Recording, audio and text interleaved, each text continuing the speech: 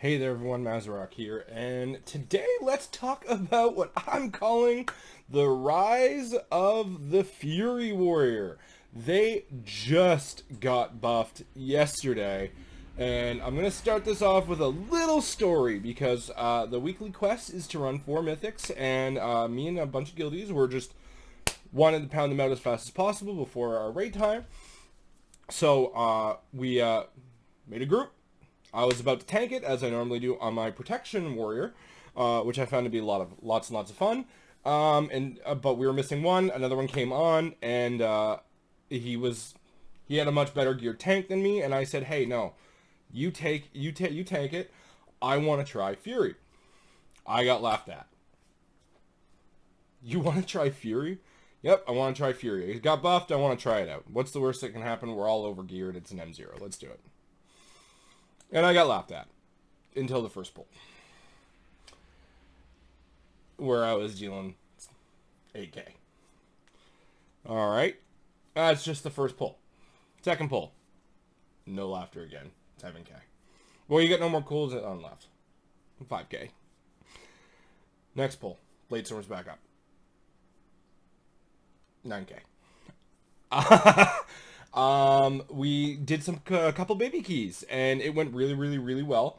In all honesty, Fury Warrior right now in an AoE setting is absolutely fantastic. Now, I am in the Night Fae Covenant. If you take a look here, I am running Karain, which I ended up checking is one of the better DPS ones anyway, because this 10% above 75 is really strong, especially with your strong AoE. Depths of Insanity, the Recklessness lasts about 25% longer. Zero issues there. It's fantastic to have. I really don't care that much about my weapon's durability. Mount speed's always nice, so you take it. Why not? And the destructive reverberations. This setup makes you an AoE beast, especially because you should be running the Signet of Tormented Kings. Now, this is the one that I have. It's a 190, rank 1.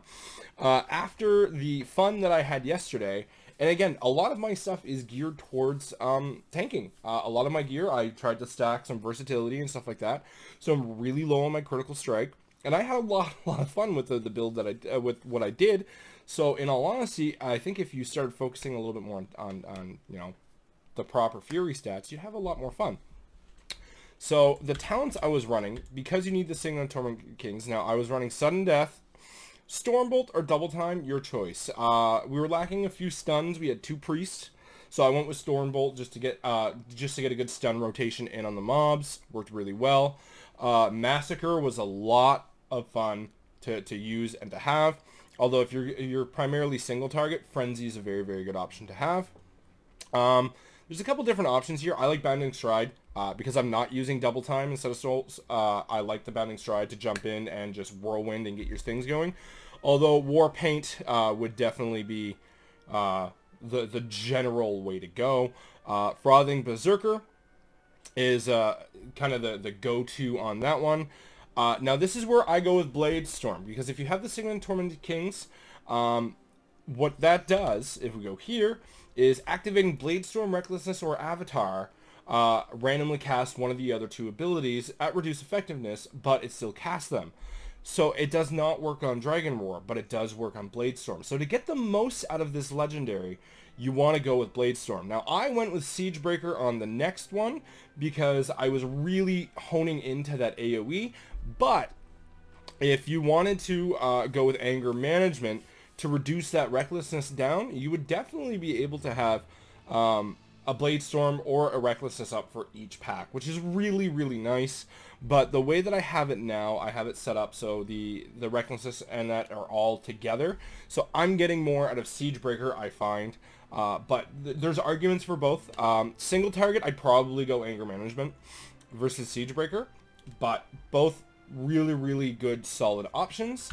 Now, where Fury Warrior actually does really well, and like I said, is AoE. Their single target is a little bit lacking.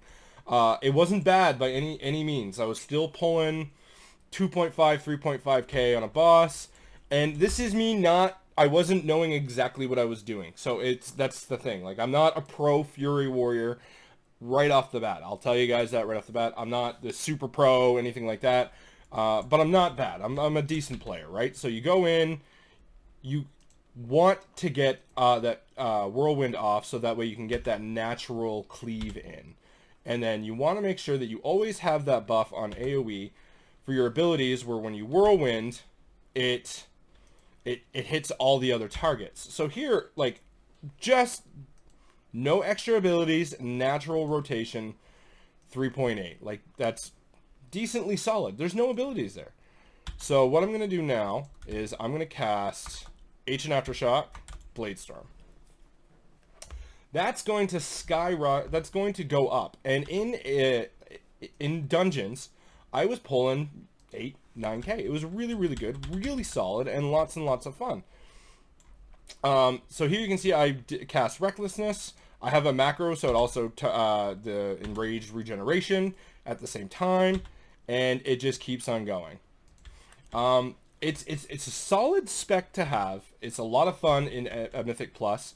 You're going to have to change some things around. So I go Frenzy and Anger Management if you're looking to do this in a raid setting. I haven't tested Arms yet in raid, but I've tested it in Mythic Plus. And right now, Fury definitely, to me, takes the cake. For the little bit that I've done, it's a lot better. It's a lot more fun. And you can really be surprising how well it can do. So the big thing with warriors is they need their legendaries to be that step above. Without the legendary, they are lacking, and that works for both protection, arms, and fury. So fury, you really want to get that signet of I have it a signet, but you want to get Tormented Kings. That's really going to kind of put you above and beyond, and kind of work it that way. But absolutely is fury back. There was a raider that was doing the M0s and the baby keys with us that was getting mad that I was constantly on the top of the AoE damage charts, and you know his eye level was about 15 above mine. So there is an insanely strong point to be made for Fury right now. I think they are back. Personally, I loved it, man. It was so much fun to play and to go through and just kind of wreck through and kill things. So the big thing with Fury is haste and mastery with critical strike and versatility. Now, my mastery is okay, my haste is okay, because I have been getting a lot of mastery pieces, but that's kind of where I'm at. So I'm not entirely focused on the Fury Warrior, but I think now with how fun it is, we got a couple tank alts in the guild now, where I'm probably not going to need to tank as much for the guild when that comes around, and I'll be able to rock out some Fury and have a lot of fun doing it. So yeah, Fury, like, oh my god. So have you tried it out? Have you tested it out? What are your guys' thoughts on the Fury Warrior?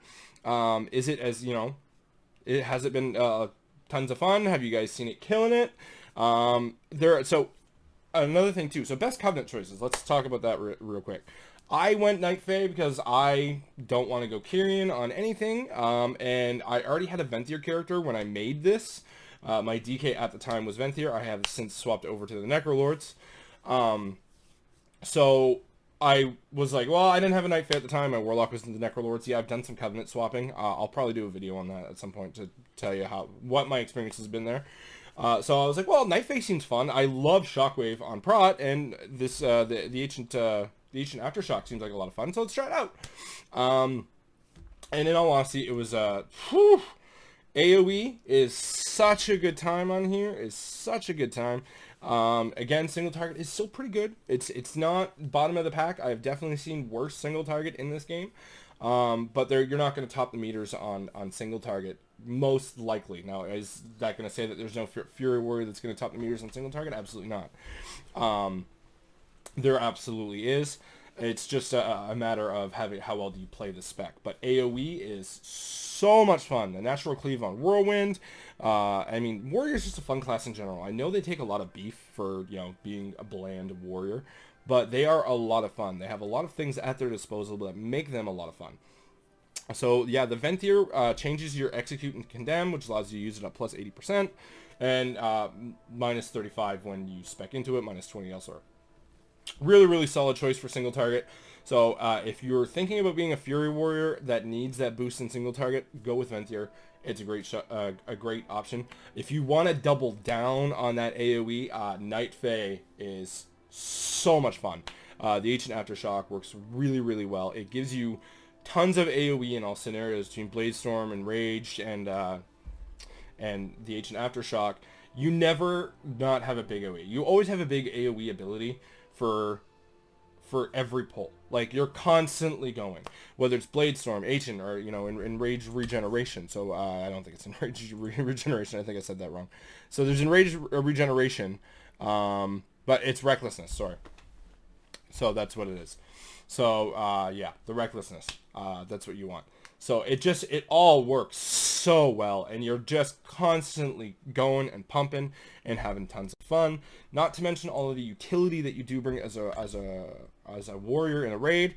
This Rallying Cry, I have asked my healers if they notice when I use it, and they've said they do. They really, really do. Getting that 25% with the Soul Conduit, mind you, bump up is just on a whole raid immediately. Whether it is a dungeon, it might be a little bit more noticeable, but like during Enerva and the Anima Jars, popping Rallying Cry while you see everyone's health going down on one of the big Anima sucks, really solid. It's just a really good raid utility to bring. All around fantastic. And of course, there's the utility of Piercing Howl.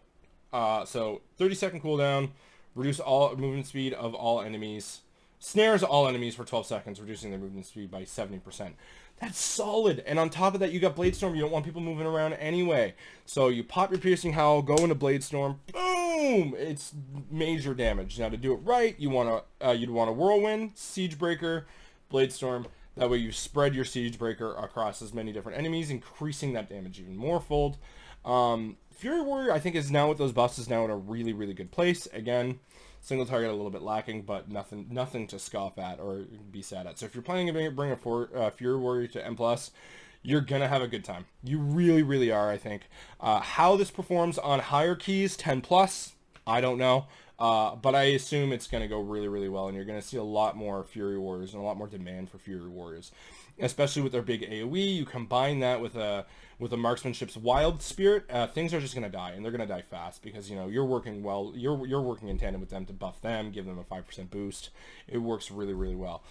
We did bring a Fire Mage along in a couple of the pulls where I did notice my damage dropped, especially during those nice combustion windows, because the combustion on Fire Mage is broken as all crazy, which is great. It's fantastic. Good for them. They've got something that they excel at insanely well. But that one there's on a little bit more on a cooldown, where you are a much more stable constant of just constant AoE power. You might not be pulling 20k, but you're consistently pulling between 5 and 12. Like every pull, as long as there's 4 or 5 targets, you're constantly pulling those bigger numbers. You just don't have a higher ceiling, which is fine. I'm perfectly okay with that.